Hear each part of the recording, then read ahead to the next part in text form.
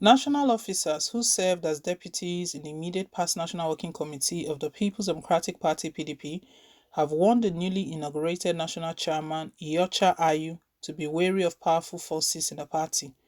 They averred that strong party leaders who saw to his emergence could also remove him from office. Ayu, a former Senate president, and other newly elected national officers were sworn in on Friday. They took their oath of office at a ceremony held at the International Conference Center in Abuja.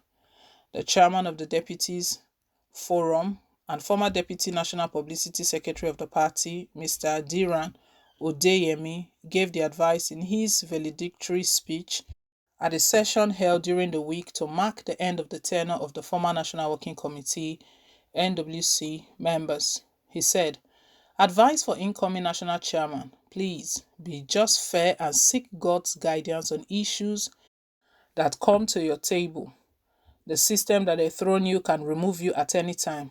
It is our style in the PDP." They chorused, "Hosanna today, crucify him tomorrow." In whatever position we find ourselves, let us be reminded that there will be tomorrow. Odeyemi recalled how the deputies were unfairly treated, saying they all came into office with excitement and were determined to serve, but ended up being unused, extra tires, redundant, and useless. He said, regardless of how they were sidelined, they complimented the efforts of their bosses where requested, adding that the embattled former chairman of the party, Prince Uche Secondus, didn't carry them along. He added, "I want to place on record that as deputies, we met officially with the former chairman, Prince Uche Secondus, only 3 times. He was never ready to meet with us. Our complaints for engagement were rebuffed. Hopes to serve were dashed and we were rendered inconsequential. We had to rely on rumors and hearsay for information about our dear party. We had to lobby for engagement and assignments. Of course, our position as deputies did not come with any monetary allowance, and so we were not given. Even when there were social outings, we were never taken along. It was that bad."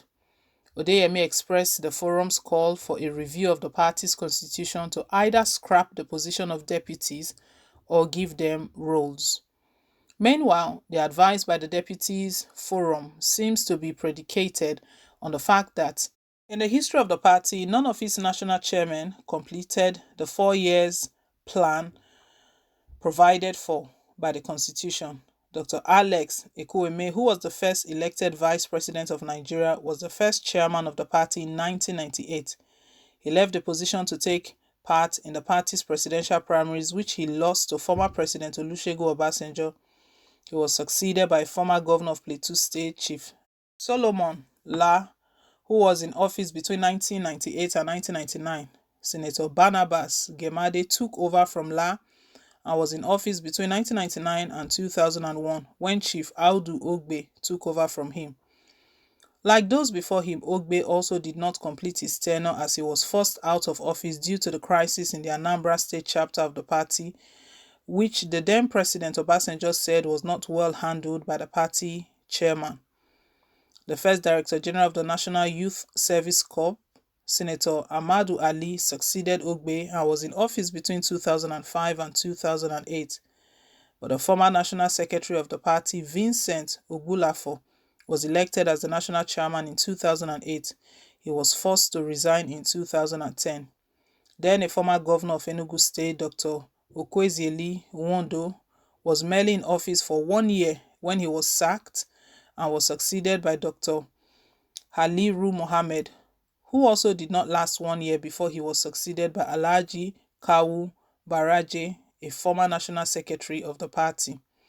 Baraje was in office between 2011 and 2012 till Dr. Bamaga Tuku took over from him and presided over the affairs of the party between 2012 and 2014 before he was forced to resign under former President Goodluck Jonathan due to the crisis that engulfed the party as a result of defections by some governors to the newly formed APC. A former governor of Bauchi State, Adamu Musa, was in the saddle of the party for just a year, 2014 to 2015. during which the party lost the presidential election for the first time since 1999. Till date, there were speculations that he worked for the APC, an allegation he denied. He is now a member of the APC. Also, a former governor of Borno State, Senator Ali Modu Sheriff, was installed as the national chairman in 2015. His tenure was characterized by litigations and accusations that he was planted by the APC to derail the party. Sheriff, who was sacked by the Supreme Court in 2016, is also a member of the APC today. Sheriff was succeeded by a former governor of Kaduna State, Senator Amadu McCarthy, who served as a caretaker committee chairman midwife the convention that ushered in Secondus as the national chairman in 2017. Secondus' led National Working Committee was on Friday succeeded by Ayu.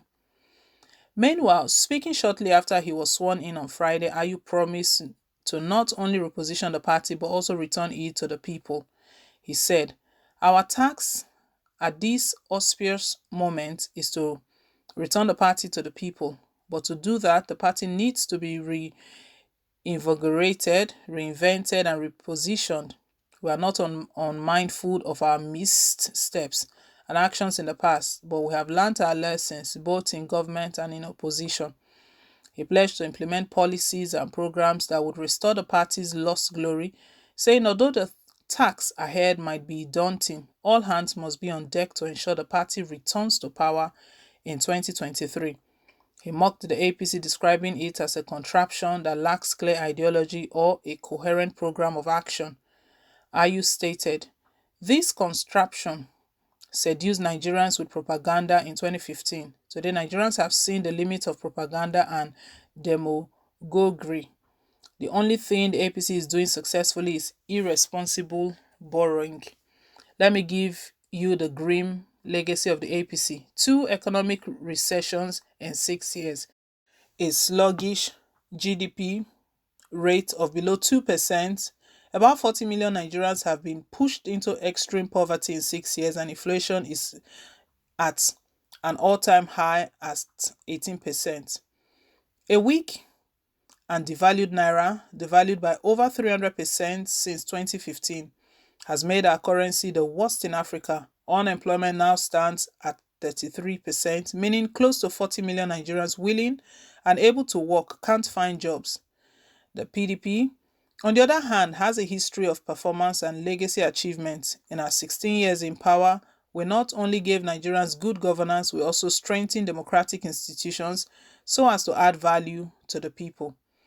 He said, in an unprecedented move, the party stabilized Nigeria's democracy by riding the armed forces to politically expose officers, gave Nigeria her first successful transition from one civilian administration to another in 2007, and conceded defeat in 2015 and handed over power to an opposition party.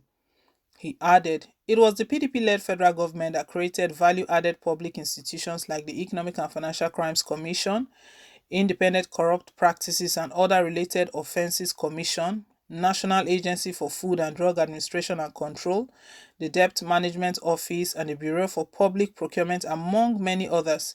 He said the PDP government also strengthened the governance process by enacting laws to effectively drive public administration, negotiated and secure forgiveness for over $30 billion debt, making Nigeria almost a debt-free country. This, he said, enabled the inflow of foreign direct investments and made Nigeria the biggest economy and fastest growing economy in Africa. He further accused the APC-led government of turning Nigeria into the poverty capital of the world, assaulting the media after using it as a campaign tool, mismanaging the country's diversity, exacerbating religious tensions, bringing about an erratic exchange rate regime, and worsening the debt stock. He added, our dear Nigeria is drifting dangerously towards a failed state. Terrorists are now sharing sovereignty with Nigeria. The country is simply undergoverned and is collapsing under the leadership of a retired general. Ayu thanked the governors and National Assembly members on the party's platform, the various caucuses, as well as the elders committee for helping to stabilize the party during its turbulent times.